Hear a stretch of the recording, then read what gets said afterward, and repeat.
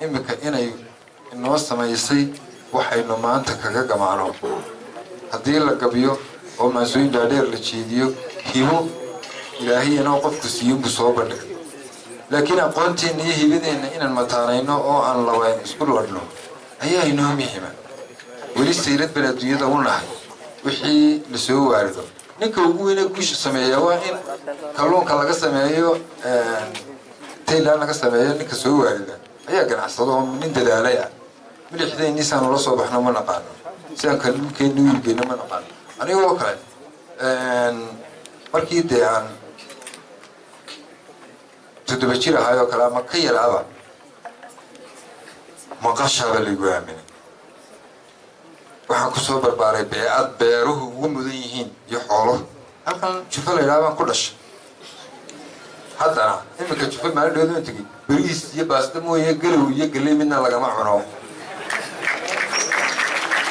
dad kale wax soo saarkoodan martuunahay hibada dhalinyarada la doonayo in la soo bandhigo waxay ku imanaysaa marka maskaxda laga shaqaysiiyo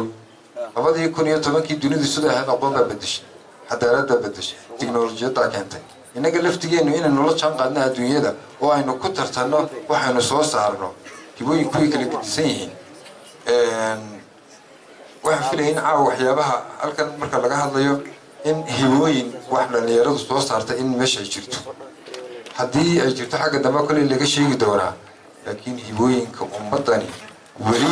qolqaacad maynu darin dalkan martibaynu ku nahay inaynu leenahay uma haysano waxaasoo dhan waxaanu daynayaa saaxiibaday barkad iyo Saciid Maxamuud Gahayr iyo Yaxyaan nimada kale qoladii soo qabanqaabisay aad iyo aad baan ugu mahadnaqayaa agaasimihii dalada Soonya isaga laftigiisa aad baan ugu mahadnaqayaa canaantu toosin bay iga ahayd inta nidin ka badanna Soonya waa la oran doonaa ana ka rabnaa inay halkan imika ay taagan tahay maadaama ay dhalinyaradu matalayaan ay ka sii xoojiyaan wana ka mahad celinayaa waxa kaga baxaya laba eray oo kooban marka damaca qeyrka yahay dunidan maareeban kule adna ma hadiba guuro hankaaga duuduub darajada wax ka xiga oo dadaalahay sheeg marka deeq lagu horay tahay hooy daba soco dooqaagu waa dooq ninku dilay kireystee yaan dunyay xilashadu ka ridin daluuntoo duruufuhu la haystay iyo wax madiida kaa dhigin dalay